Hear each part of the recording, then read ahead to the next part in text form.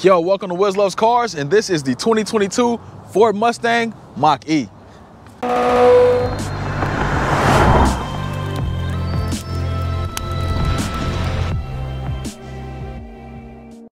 Before we get started, I just want to welcome all my new subscribers, and if you're new to my channel, go ahead and mash that like and subscribe button.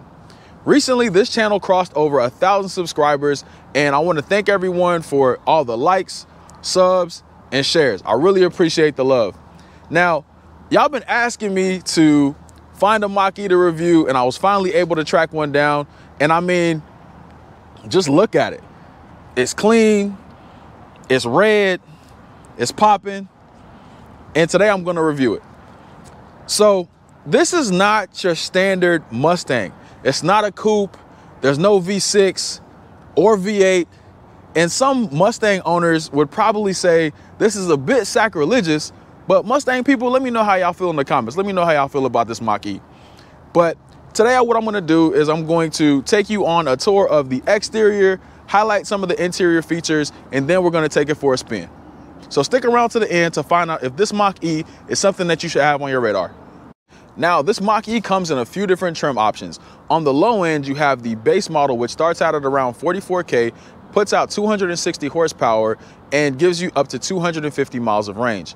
On the top end, you have the GT, which starts out at 63K and puts out over 400 horsepower, but basically gives you the same amount of range as the base model, which to me doesn't make it worth it.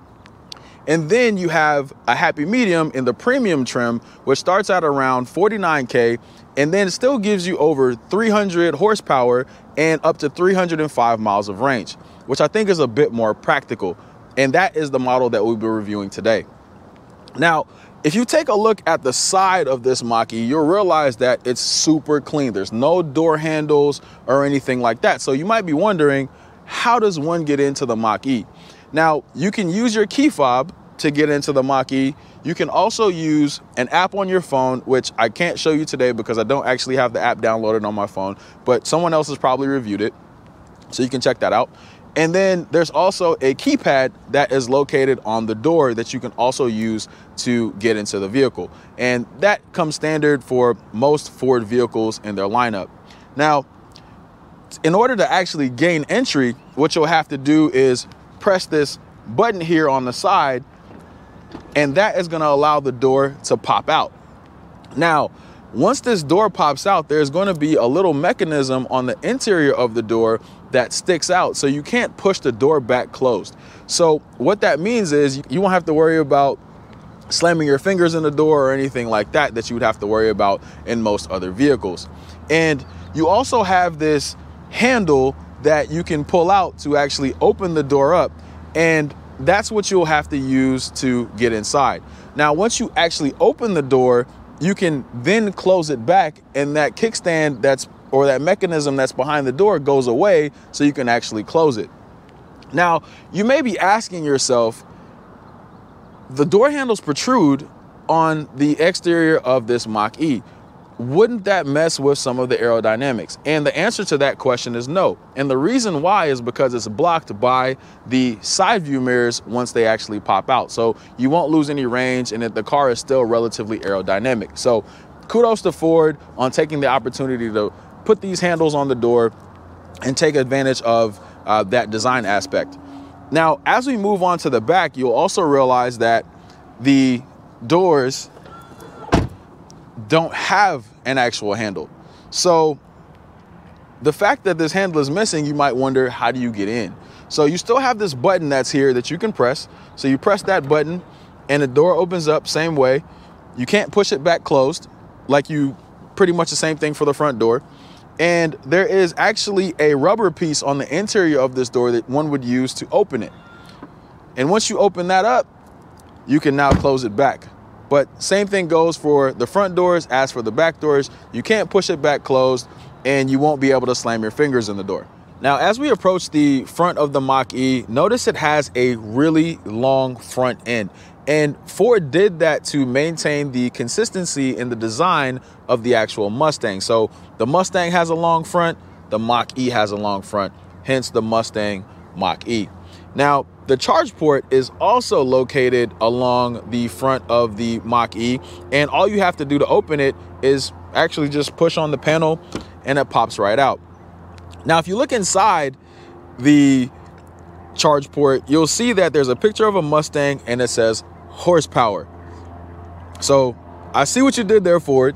You know, you're trying to power your horsepower. I get it. It's kind of corny, but I think it's a little admirable. Okay, I'll give you that. I'll let you rock with that one.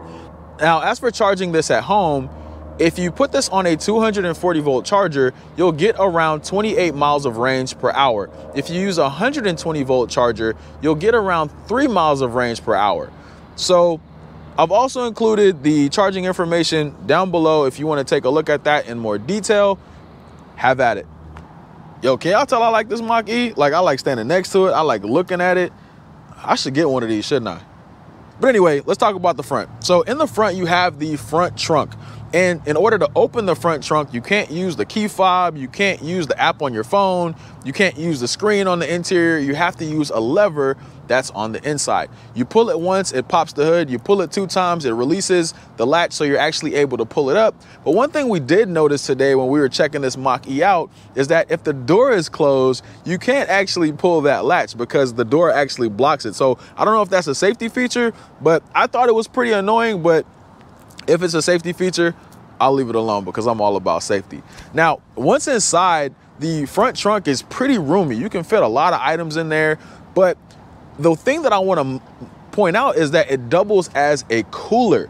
So there's a couple cutouts in there that you can put a couple drinks down. You can put some ice in there, have some refreshments, and it also drains, so it's drainable. So this pretty much makes the Mach-E a party SUV, and I'm so glad I never had one of these in college. Now, another thing that I'll point out that's really cool is this overall, this front end, right? So this, I won't call it a grille, but basically just the front of this Mach-E. You have this piano black trim that's down here, and Q actually pointed this out, and now I can't unsee it. He said it looks like a mustache. Now, I think it looks like the Mario mustache from Super Mario Bros. But anyway, I can't unsee it, it's there. And then below that, you have the new age Mustang logo. And it has some lines going through it to basically make it look a little futuristic. So you can tell that the Mustang is stepping into this future and it's in this new age. Below that, you have these vents that are down here, and these vents open and close. So when you turn the car on, they'll open up sometimes, or sometimes they'll stay closed, but the car knows when to open those up. So not sure what the rhyme or reason is for those, but I think it's a pretty cool feature. And all of that is complemented by the lights here in the front as well. So there's also a sweeping light bar that goes across that I think is really cool looking. And then there is, you know, the DRLs look pretty good as well. So I really like that. I think everything aesthetically complements each other in the front of this vehicle. And then in the rear, the lights are also pretty cool. So you have the 3 vertical light bars that are synonymous to the design elements of the actual Mustang. And then when you turn the turn signals on back there, they actually sweep across the bottom section of that light bar, which I think catches the eye. All right, so let's talk about the rear of this Mach-E. First up, you have this cool license plate. No, I'm just kidding. So with the lift gate up, you start to realize the sloped roof line, so it becomes a little bit more pronounced. So you'll see that you'll have a little bit of an issue when it comes to clearance. So if you want to store some more boxy items back here, or some of those bigger items, you may run into some problems. But one of the cool things that Ford also incorporated with the trunk of this Mach-E is the fact that this privacy cover is pretty pliable. It moves, it bends, it'll basically fit over some of those bigger, boxier items. So you may have a little bit more wiggle room with fitting things back here, even with the lack of storage space. Additionally, if you pick up this cargo floor, you will see some additional space down there that you can use for storage. But one dope thing is that you can actually drop the cargo floor. So this cargo floor actually moves off of its little platform that it's on. You can take it out and you can slide it down underneath, and then it'll create some more clearance for you above, so you can maybe have a little bit more wiggle room with some of those boxier items. But other than that, really not much to talk about back here. It's a trunk.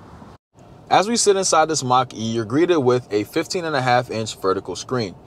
And on that screen, you can set up your driver profile, and there's a picture above that you can actually add. So right now, the picture here is a picture of a Mustang, but you can add a picture of yourself, and you can do that via the app. You can also configure 3 driver profiles as well as 1 guest profile in the event that someone borrows your vehicle. This is Ford's next generation sync infotainment system, which has machine learning, or incorporates machine learning, to understand the different driving patterns and predict your range. So if you're a more aggressive driver, you're going to have a lower range projection. And if you're a more conservative driver, you'll probably have a higher range projection. Now, this also works if you're using GPS, because the machine learning aspect also accounts for changes in terrain. So whether you're going uphill or downhill, it will predict the range accordingly. This touchscreen boasts features such as Apple CarPlay, Android Auto, and can be utilized as a Wi-Fi hotspot. One cool thing that I want to point out with this screen is that it's responsive to the touch, and as you're touching any of the menu options, so let's say that you wanted to change the temperature of the heated seat or do something with the climate controls, and you hit a bump while you're driving, as long as your finger doesn't leave the screen will remember that your hand is on it and what menu you're in, and you'll be able to complete the activity or the function that you were trying to change on the screen, which I think is pretty dope. The other thing that I want to point out is the fact that this has a physical volume button that is bonded to the screen. And a lot of the consumers that bought this vehicle, or I think Ford did some surveys initially, and consumers said that they still wanted to have a physical volume dial. Hence, you have the one here on the screen. Now, right beyond that dial, there is a volume button that is associated with the screen, and you can press that, and that is the radio on off button. And once you press that, it creates this really cool ripple effect across the screen that I think is pretty dope. I really like that graphic. So nice little design touch and little design element that Ford incorporated there. Another cool feature I want to point out on this screen in the vehicle settings menu is the backup start code. And this is configurable to allow you to start your vehicle or start your Mach-E in the event that your phone dies or if you lose it. So again, you can gain entry to the Mach-E via the keypad, and then you can use the backup start code to actually start the Mach-E. So I think that's pretty dope. If you own one of these, definitely configure that, because if not, you're not going to be going anywhere, and you don't want that. Another slick thing right below is you have this charging pad. And then, you know, I think a lot of Ford vehicles starting to have this now is the gear dial. So you have your park, reverse, neutral, drive, and that's just going to be handled via this dial here down in the center console area. The armrest is also floating, and you can pull that back, and it gives you a little bit of space here. You can fit a little purse down here. You could also slide this back, and you have some room on the inside, some console storage here as well that you can leverage. And then there's also the glove box if you want to use that. So, you know, pretty decent storage. There's some storage down below here as well that you can use. So, you know, pretty good options in terms of storage around this vehicle. So it's really well utilized, I would say, in terms of space. Another cool thing that I want to point out is this Bang & Olufsen sound system. And it sounds amazing. I wish I could play you a song right now, but YouTube will definitely flag this video, so I'm not. So the Bang & Olufsen speaker actually spans the length of the dashboard, and I think that's pretty cool. I haven't really seen that much in some of these vehicles, or some other vehicles that I would compare to this. And then you have a little bit of some carbon fiber trim going on in here. You got the push start button, which I'm not really a big fan of those. I feel like you should be able to kind of just get in, and the car should know what's going on. And then you also have this 10-inch instrument cluster right above you, which tells you some pretty basic things like the direction that you're going, how many miles of range you have, and your drive settings as well. So I think that's pretty cool. I think that is a shot to other automakers, mainly Tesla, that doesn't have that screen there. So I think it's pretty helpful that you don't have to be solely dependent on one screen. So I think it's really good that you have that option to kind of see some of your driving options. And this is a pretty simple screen. It's simple yet effective. So I would say nothing more needed to get put into that, but I really like that. So really like those aspects. And then these seats are pretty damn comfortable.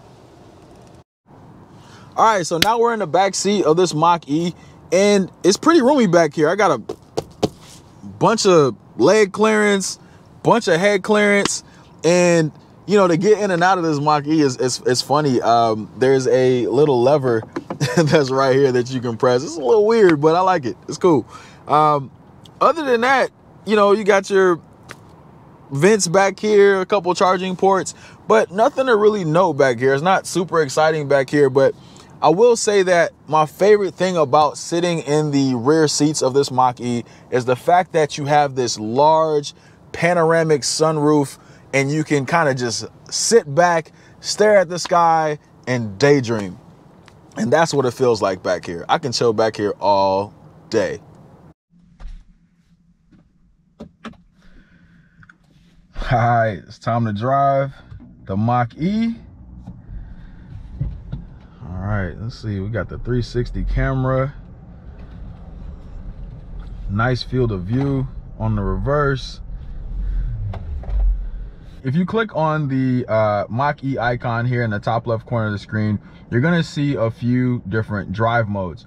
You're going to see Whisper, and it has a little graphic here. You can also see that on the 10-inch instrument cluster here in front of you.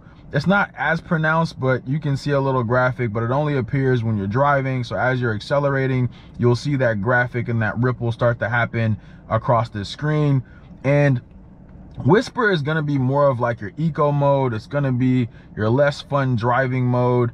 And then you have Engage, which I would assume is going to be more of a comfort mode, if you will, or a more balanced driving setting. And then you're going to have Unbridled, which is another play on the fact that this is a Mustang. So this is going to be your sport mode, and, you know, go fast, go crazy. But when you click on Unbridled, you're going to see this little graphic pop up on the screen. And then that graphic is also going to present itself on this 10-inch instrument cluster when you're driving. So as you're accelerating, you're going to see that actually come onto the screen, and then as you decelerate, you're going to see that slowly start to disappear. I think in last year's model, it took over most of the screen. I think in the 2022, it actually just comes in from the corner, so it just makes it a cleaner, less busy look. So again, just wanted to show you the 360 camera view that I think is pretty dope. I love when cars have these, and you have this nice field of view back here as well. And yeah, let's ride. So I'm gonna keep it in Whisper at first, and then we'll change the drive mode later.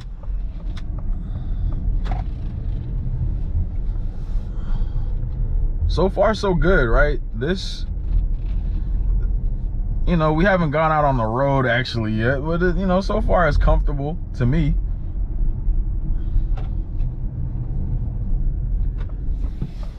All right. So right off the bat, let's just go ahead and get this out the way. I'm pretty sure this is what y'all want to see, the 0 to 60, right? Unbridled, let's go.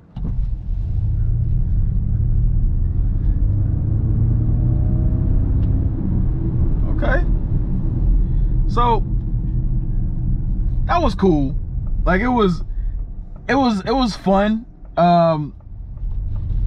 It wasn't, maybe I need to just check out the GT and see what that's like, because I feel like, and there you go, you see it, the graphics coming out on the actual screen. Hopefully you can see it from my field of view.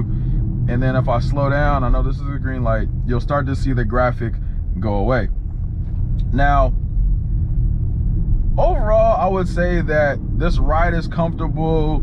the acceleration on this is pretty good. I think it's pretty good for a performance SUV that this is, and the fact that it's electric just, you know, adds to the appeal. But I will say that it's not as punchy as, I'm just gonna say it, the Model Y, where if you have the dual motor, you'll feel the acceleration in the pit of your stomach. You'll feel like the G-force, you'll feel like you're sinking into the seat, and I didn't get that same feeling from this Mach-E. Not saying that I need that feeling, but if you're someone that knows what I'm talking about and you appreciate that feeling and you kind of know you're going fast and you kind of feel like you're going fast, then you're gonna miss that feeling with this. But it doesn't take away from the comfort that you'll feel as you're actually driving around in one of these. So far so good. It handles some of the bumps well. I know you can see a little bounce happening, but overall it handles just like an SUV, and it's fine. I really like it. Let's go ahead and put it in Engage now and see what we get. All right, so Engage is definitely less punchy than Unbridled, because we're now all we are is engaged. I'm gonna go over some bumps just so you can get a feel. So here's some speed bumps. All right, I'm gonna go over these a little slower.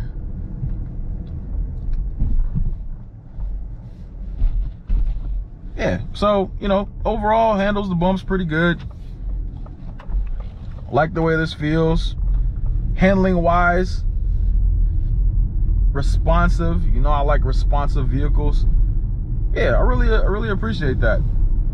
And one thing that I'm going to point out is this bar at the top of the steering wheel here, and that is the infrared camera, and that is going to be used for the autonomous driving. I believe it's called Blue Cruise that Ford is offering, and you can basically get this via an over-the-air update that you can download and install into your Mach-E if that is something that you want to opt into. I think it's, you know, I haven't tested that feature out yet, but I'm sure it's pretty good. But the thing that I really like about this is it's touted as something that won't require you to touch the steering wheel if you don't want to. So as long as you're facing forward and this infrared camera is picking you up as the driver and it knows that you're paying attention, you won't actually have to touch the steering wheel too much. But you still have to make sure you're paying attention and make sure you're engaged and you're ready to take the wheel in the event that something happens. Now with Tesla, you don't have this. So you basically sit there and every now and again it says, hey, tap the wheel. Hey, tap the wheel. And that can get a bit annoying at times, but it's just there as a safety mechanism to make sure that you're paying attention. I'm pretty sure y'all have seen the videos of people with autopilot sitting in the back seat and all of that, and Tesla don't want you doing none of that. So don't do it, because you can't. So yeah, I think overall this is pretty nice. I think that the seats are super comfortable. The ride quality is great. The appeal on the inside is great. It's spacious. You don't feel like the next person is kind of shoulder to shoulder and bumping heads with you, or bumping shoulders, I should say. So overall, I think that this is a quality, well-built, performance electric SUV, and I would recommend it. I mean, I was kind of sold on the Mach-E just looking at it. I love the way it looks.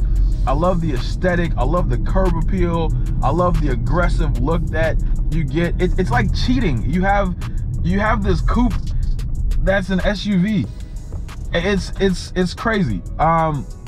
So I think Ford honestly knocked it out the park with this, and I would say that to answer the question of is this something that you should have on your radar, I would say the premium trim is pretty much going to be all you need.